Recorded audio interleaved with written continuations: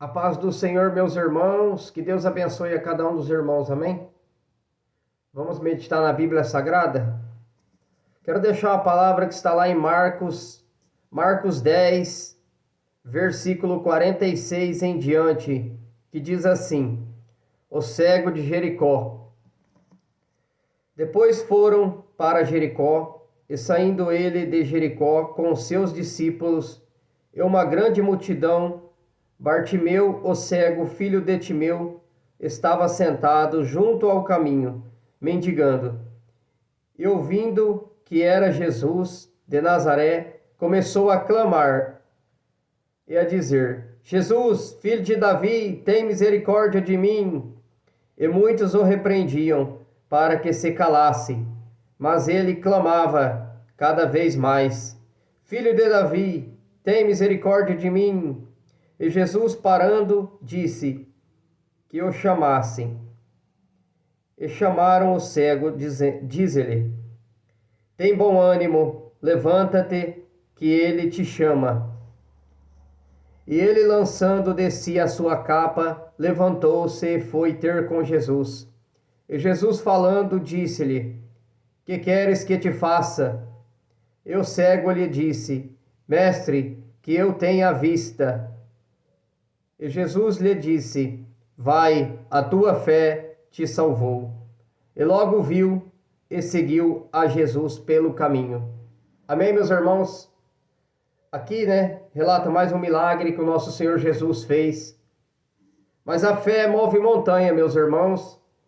A fé daquele homem e clamou até o seu milagre chegar. Assim temos que ser eu e você, meus irmãos, clamar por Jesus até que o nosso milagre chega. Clamar a Deus e ali o Senhor ouvirá o nosso clamor e nos guiará através do milagre que o Senhor faz na nossa vida. Pois muitas vezes, meus amados irmãos, nós não vemos, oramos e não vemos, mas há um tempo determinado para todas as coisas embaixo do céu. Eu mesmo já tive enfermidades que passei uns dias e depois o Senhor me curou.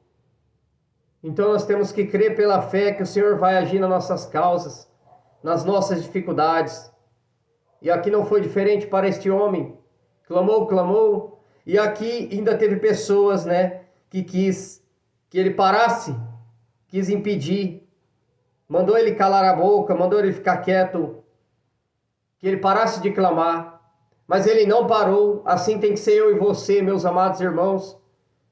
Todo dia devemos ter uma constância na presença de Deus, clamando ao Senhor, pedindo aquela situação que nós precisamos, se é uma cura, se é uma libertação, se é uma porta de trabalho, se é uma providência no casamento, se é uma providência nos teus filhos. E assim o Senhor vai trabalhando na causa. Muitas das vezes o Senhor tem que dar uma apertada, uma espremida, para que aquela alma venha se render aos pés dele. Não se incomode, meus irmãos, se a coisa, através da oração, começar a piorar. É para que venha melhorar. Porque muitas das vezes Deus tem que apertar. Porque muitos não querem vir por amor, vêm pela dor. Mas o importante é que venha. Porque Deus é misericordioso, mas muitas das vezes Ele tem que pesar a mão. Muitos acham que Deus é um senhor, um velhinho bonzinho. Deus é bom, mas Ele também é justiça. E que assim nós venhamos clamar pela nossa família, clamar por aqueles que ainda não conheceu a Jesus, não conheceu a palavra de Deus, não conheceu o Evangelho. Por causa da dureza de coração, meus amados irmãos. E aquele que está de pé vigia para não cair, porque quando cai, meu irmão, a Bíblia mesmo diz que é mais 7 que volta. Cada vez fica mais difícil. Porque, meu irmão, quando a gente se afasta da presença de Deus, o diabo ganha força. Satanás ganha força. Mas a oração, o clamor, o jejum, a consagração, pedindo para que o Senhor venha dar escape para aquela alma, Deus ouve, Deus vai trabalhando na causa, vai quebrando a dureza de coração, o orgulho, a cegueira espiritual, que muitas das vezes assola o ser humano, porque eu era cego e não enxergava a verdade do Evangelho.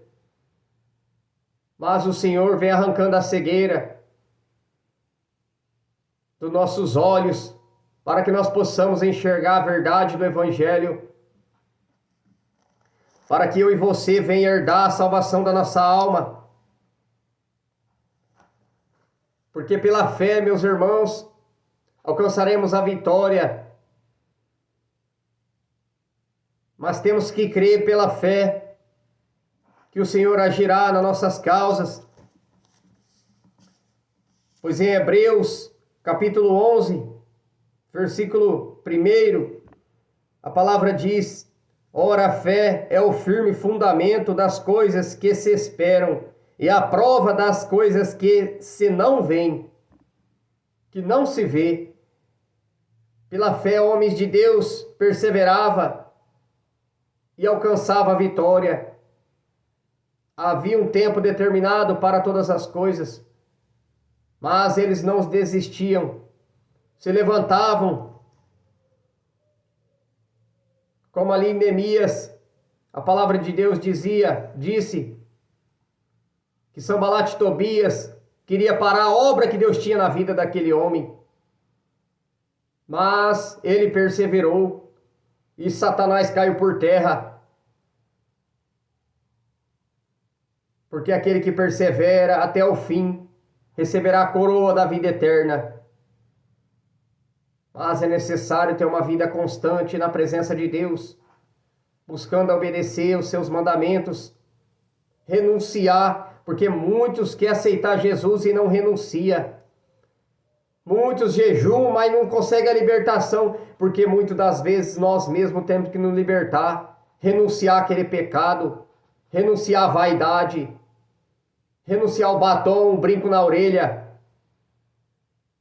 renunciar à bermuda, a camiseta regata, renunciar aos prazeres desse mundo. Apocalipse 22, versículo 11 diz: aquele que está sujo, se suje ainda mais, e aquele que está limpo, se limpe ainda mais. A nossa limpeza, tanto terrena como espiritual, limpar de dentro para fora, não só dentro como fora também. A santidade das vestes, que agrada o Senhor. O Senhor quer nos lavar, nos remir no sangue dele, tomar um banho no sangue dele. Porque muitos não aceitam a verdade do Evangelho. Não entra no reino de Deus e não deixa os outros entrar. Meus irmãos, a luta neste mundo não é brincadeira. Nós temos que renunciar às coisas da carne. Aquele que ama o mundo não me ama, o Senhor mesmo disse. O amor do Pai não está nele. Mas nós vamos pedindo direção de Deus e Deus vai nos limpando deste mundo pecaminoso. Se afastando de pessoas que é pedra de tropeço na minha e na tua vida. Porque muitas das vezes, meus irmãos, a nossa vida aqui é andar sozinho, andar com Deus. Porque se tiver alguém do teu lado que não se converteu ainda, pode ser pedra de tropeço no teu caminho e dizer que nada a ver.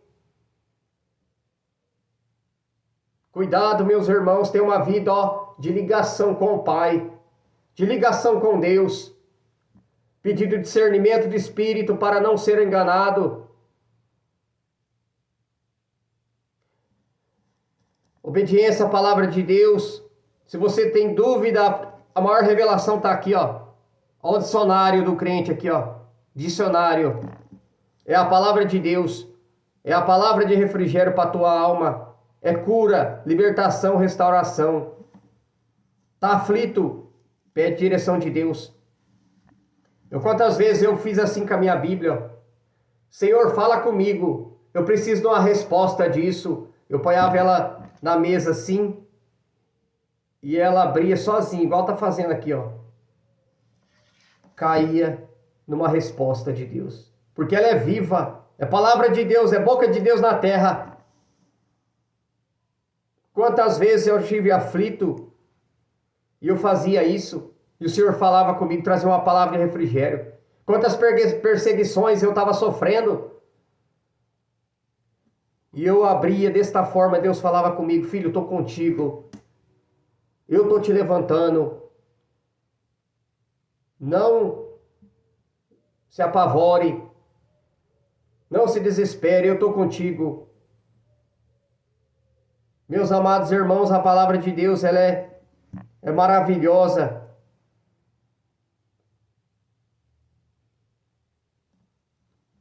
Amém, meus irmãos? Esta é a palavra de hoje que Deus colocou no meu coração.